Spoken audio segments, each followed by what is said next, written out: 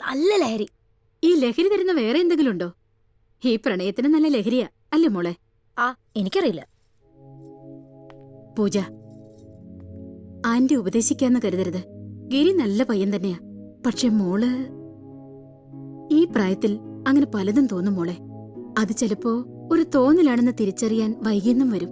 മെച്ചൂർഡാകാത്ത പ്രായത്തിൽ തോന്നുന്ന. കുറെ നാള് സ്നേഹിച്ച ആളെ മറന്ന് ചായ കുടിക്കുന്ന 2 മിനിറ്റ് സമയം കൊണ്ട് അമേരിക്കയിൽ നിന്ന് ഏതോ കഷ്ണി തലേനാണ് തന്റെ കെട്ടിയെന്ന് ഉറപ്പിച്ച ജൂലി ചേച്ചി എന്നെ കാട്ടി മൂത്തതാ. അതാണോ anti majority?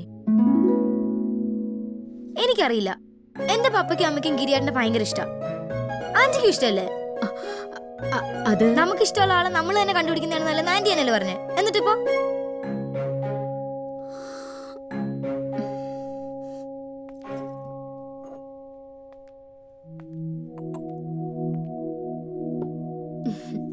ഗിരിക്ക് ഇതറിയോ?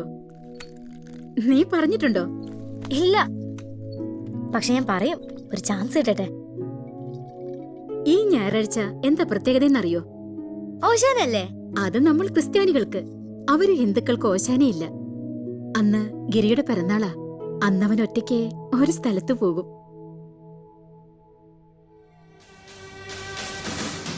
Hrithik Roshan Indian സിനിമയിൽ വന്ന് 1 മാസം കഴിഞ്ഞ ദിവസം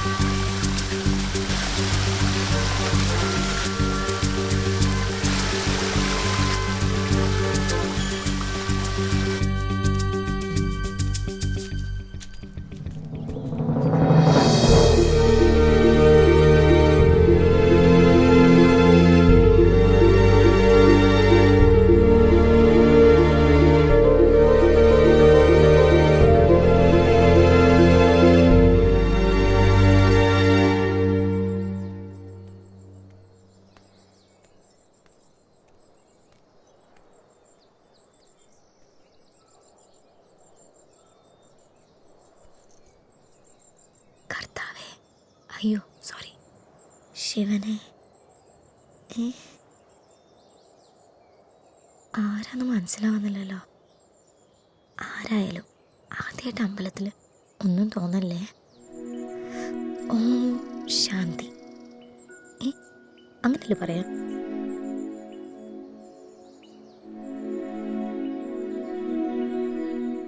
കിരിയേട്ട എന്താ പ്രാർത്ഥിക്കുന്ന വെച്ചാ അതങ്ങോട്ട് കൊടുത്തേക്കണേ. എന്നിട്ട് അങ്ങേരെ എനിക്ക് തന്നേക്കണേ. നീ എന്താ ഇവിടെ? ആരും വരാത്ത അമ്പലത്തില് പിറന്നാളുകാരൻ എന്താ കാര്യം?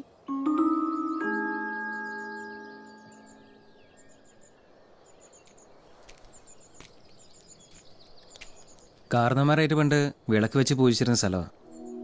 റിസർവനാക്കിയപ്പോൾ കാട് വന്ന് മൂടിപ്പോയി. അച്ഛൻ പാർട്ടിയിലുണ്ടായിരുന്ന കാലത്ത് പോലും ഇവിടെ വരുമായിരുന്നു, രഹസ്യമായിട്ട്. കുഞ്ഞായിരുന്നപ്പോൾ എന്നെയും കൊണ്ടുവരുമായിരുന്നു. പിറന്നാളിന് ഇവിടെ വരുന്നൊരു സുഖമാണ്.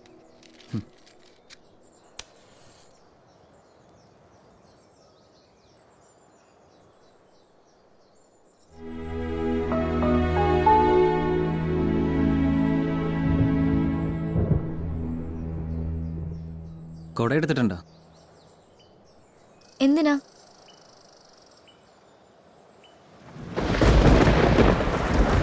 വാ.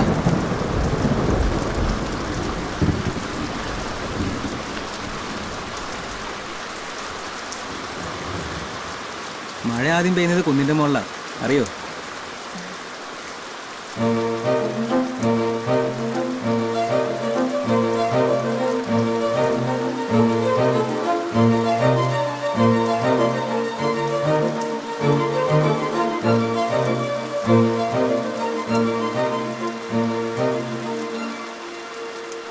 അതെ. വേണ്ട, ഒന്നും പറയണ്ട. എന്താ പറയാൻ വേണ്ടെന്ന് എനിക്ക് മനസ്സിലായി. ഈ പ്രായത്തിലൊരു പെൺകുട്ടിക്ക് മുതിർന്നൊരാണിനോട് തോന്നുന്നൊരു ഐറ്റം, അത് ഊതി ഉറപ്പിച്ച് വലുതാക്കാൻ തോന്നും. വീർപ്പിച്ച് ഒന്നുമില്ലാന്നറിയുമ്പോൾ അവസാനം വിഷമാവും. ഇപ്പോൾ പഠിക്കുന്ന പ്രായം. അച്ഛനേക്കാൾ കൈപ്പണിയുള്ളൊരു ഡോക്ടർ, അല്ലെങ്കിൽ അതിലും മേലെ എത്താനുള്ള ഒരാളാണ് നീ. തൽക്കാലം വേറെ ചിന്തകളൊന്നും വേണ്ട.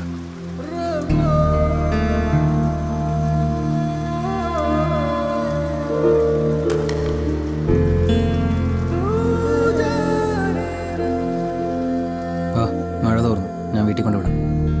വേണ്ട, എൻ്റെ ബൈക്കുണ്ട്.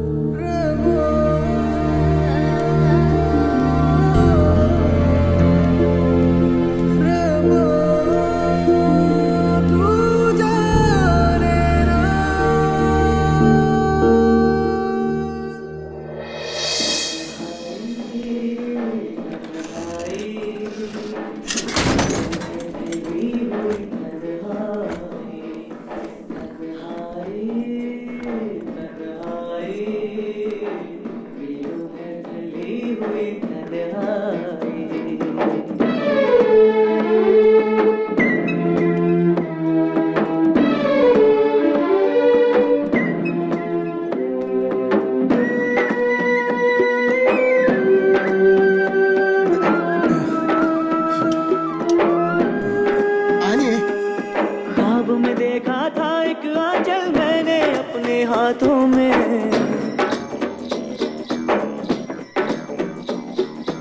अब टूटे सपनों के शीशे चुभते हैं आँखों में।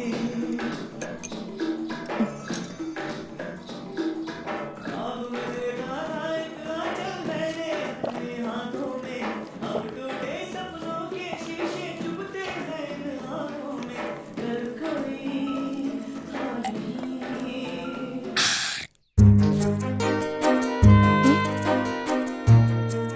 ഗിരിയേട്ടൻ അന്ന് അങ്ങനെ പറഞ്ഞപ്പം എനിക്ക് ശരിക്കും വിഷമായി. ഞാൻ കുട്ടിയാണ് പോലും.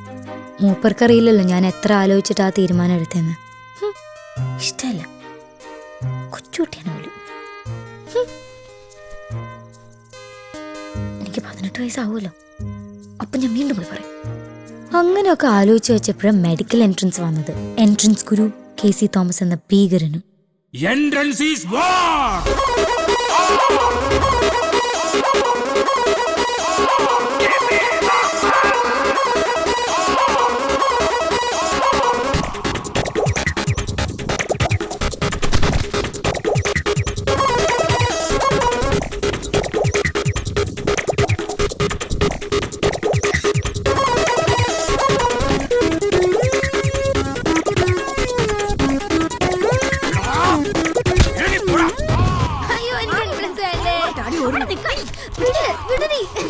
അയ്യോ, ഞാനിനി നന്നായിക്കോളാം.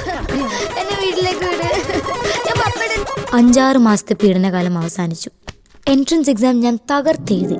അതിന്റെ ക്ഷീണം മാറ്റാൻ ഒരു രാത്രിയും പകലും പോത്തുപോലെ കിടന്നുറങ്ങി.